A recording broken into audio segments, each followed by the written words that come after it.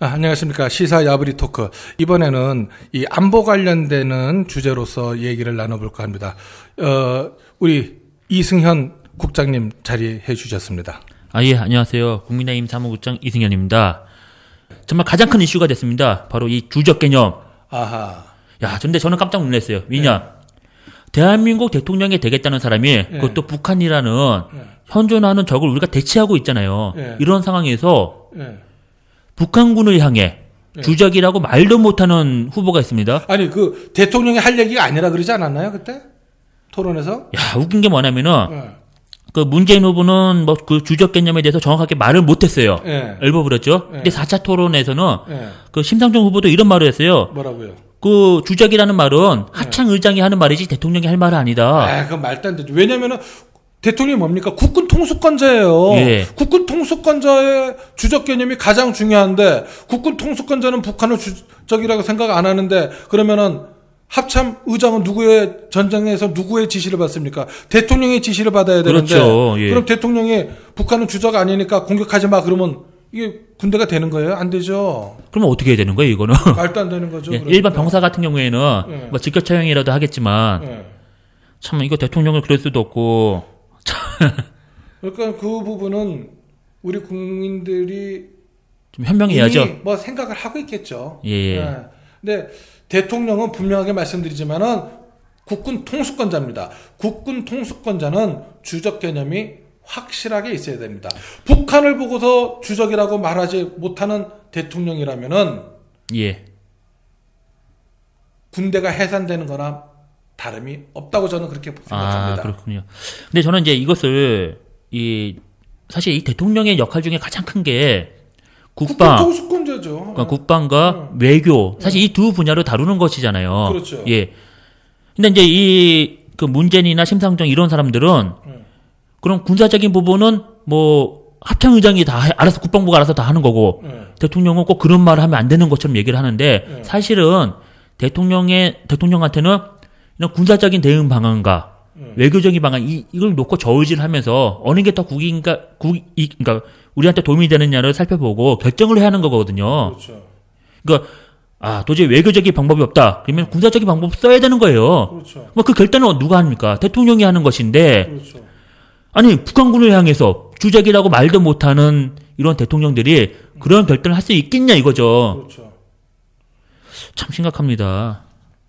대통령이 명령 못하면 아무것도 못해요. 지난번에 언제입니까? 그 연평도 포격 때 우리도 이제 대응 포격을 했잖아요. 그게 주적 개념이 없으면은 그렇게 얻어맞아도 그냥 열중시하게 되는 거죠. 열중시하. 또 하나 얘기를 한다면 목함지뢰 사건 났을 때 북한이 왜 가만히 있는지 아십니까? 왜요?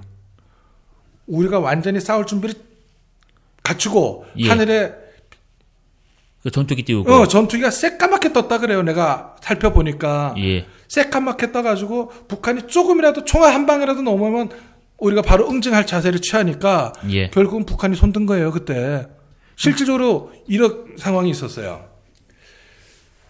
우리가 D-Day라 그러지 않습니까? 전쟁하는 개시. 근데 보면은 D-1이 있습니다. D-1. 옛날에 노르망디 상륙 작전 할 때 D-Day 하루 전에 미국의 공수 낙하병들이 노르망디 후방에 낙하를 해가지고 사전 정지 작업을 했지 않습니까? 그렇죠. 북한도 그런 게 있어요. 그래서 D-1 하루 전날 원산 일대에서 AN2기가 뜹니다. 걔네들 특작 부대를 싣고 AN2기가 떠가지고 이 휴전선 넘어서 아군 후방에 내려서 뛰어내려서 이제 그 파괴 활동 이런 사전 작전하게끔 걔네들도 돼 있어요. 뭐 후방 교란도 하고 하고 그렇잖아요. 실제로 떴어요. 실제로 떴어. AN2기가 이제 프로펠러기니까 천천히 넘어올 거 아닙니까? 그렇죠. 그걸 보고서 우리는 이제 넘어오는 걸 알고 있었어요. 넘어와라 그냥 바로 작살이다. 바로 요격해서 떨어뜨린다 하는 준비를 하고 있었는데 북한 군단장이 그걸 안 거예요. 그 북한 특작부대에 넘어가면 진짜 전쟁이 나니까 그 특작부대를 실은 AN2기를 다시 돌아가게끔 한 사람이 누구냐면은 북한의 군단장이 돌아가게끔 했어요. 그만큼 그 북한의 최전방에 있는 지휘관들은 예. 한미 양국의 이 연합 전력을 무서워한다는 것을 지난번 목함진해 사건 때 증명이 된 거죠. 근데 그게 바로 우리가 힘이 없으면은 예. 북한이 되돌아갔냐 이거죠. 내려왔죠. 안 돌아갔죠. 또 포로 더 쏘고 예.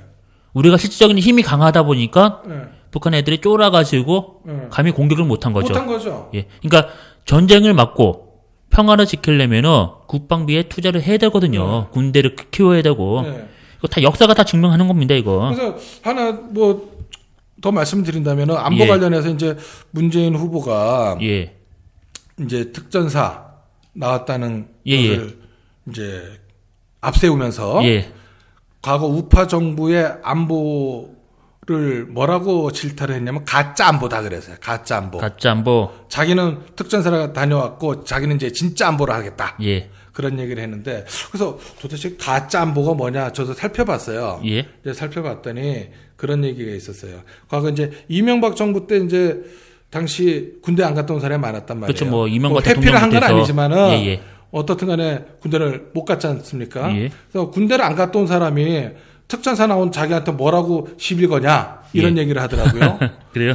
얼핏 들어보면 맞는 것 같아. 근데 말씀 정확하게 하셔야 됩니다. 특전사가 아니라 그냥 특정병이에요. 아, 특전. 예. 사실 저도 그 군 입대할 때 병무청 가서 그 특전사 그 하사관 지원하려고 했었어요. 아, 그랬습니까? 예, 예. 근데 이제 제가 못한 이유가 좀 시력에 제한이 걸려가지고. 또 그런 부분이 있구나. 예, 예. 근데 또 제가 이제 육군 하사관 학교 가서 교육을 받을 때 제 바로 옆 짝꿍이 그 동료가 또 특전사 지원했다가 중도 포기하고 나왔다가 다시 일반 하사로 지원했어요. 예. 왜냐하면 그 공수훈련 하다가 이제 허리를 좀 다쳤거든요. 그래서 이제 다시 집으로 돌아갔다가. 그 이 국장님 그 중사 출신이니까 내가 또 갑자기 생각이 나는데 그 부사관 육성 뭐 확충 부분 있지 않습니까? 나는 그 군부대를 취재하면서 내가 직접 느낀 게 하나 있어요. 뭐냐면은 신규 그 병력 부사관을 늘리는 것도 일부 필요하겠지만은 반대로 군에 더 복무를 하고 싶은 부사관이 복무를 못 하고 옷을 벗는 경우가 참 많아요. 이거 굉장히 심각한 문제예요. 뭐냐면은 그만큼 숙달된 부사관이 어떤 제도의 미비 또는 어떤 TO의 문제점, TO의 한계 때문에 더 복무를 못 하고 그냥 사회로 떠밀리듯이 나온다는 거. 이건 문제라고 나는 봅니다. 혹시 어떻습니까? 참 사실 저도 이제 군 생활은 계속 좀 하고 싶었는데. 아, 그러셨어요? 예. 저도 근데 이제 저도 이제 저녁에 장기 신청이 안 됐네요, 그러면? 아, 저는 또 하지는 않았습니다. 장기 신청 안 했고, 이제 기본만 이제 복무하고 딱 나왔는데, 물론 이제 저는 이제 욕심이 많았죠, 그때 당시에는. 내가 사회에 나와서 우리 군의 발전을 위해서 좀 도움되는 일을 한번 해보고 싶다. 이제 저는 좀 그런 마음을 갖고 이렇게 나왔는데, 이제 실제로 이제 보면은 장기를 잘 안 받아준대요. 그렇죠. 저희 때도 장기는 쉽지가 않았어요. 아, 쉽지 않았습니까? 그래서 나는 지금 당장 바꾸시는 부분 중에 하나가 부사관을 늘린다고 한다면 장기를 많이 받아주면 된다고 난 봐요. 근데 이제 저는 항상 그 경쟁을 통해 가지고 그 경쟁을 통해서 통과한 사람만이 좀 장기를 받아주고 또 지금 말씀하신 대로 TO가 없어가지고 안 된다. 그거는 좀 문제가 있어요. 아니 보면은 부사관이 허리지 않습니까? 허리. 군에서 허리인데 이 연강급이 부사관보다 더 많습니다. 우리나라. 보면은 이제 일반 사병 같은 경우는 징집병이니까 사병의 숫자는 한 38만에서 한 42만 정도 되고 그 다음에 간부급이 한 17만 정도 돼요. 사실 지금은 좀 더 이제 늘어난 것을 제가 아는데 사실 저희 때는만 해도 그 하사관을 향해 그 5만 촉강의 하사관이라고 불렀습니다. 그러니까 5만 명. 네, 하여튼 연강급보다 이 부사관이 오히려 숫자가 적다는 거 이거는 좀 문제가 있어요. 그렇죠. 왜냐하면 실질적인 전투는 부사관이 하는 건데. 다 부사관 통해서. 그렇죠. 부사관이 강해야지만 그 소대 전투 거기서 정말 강한 힘이 나오거든요.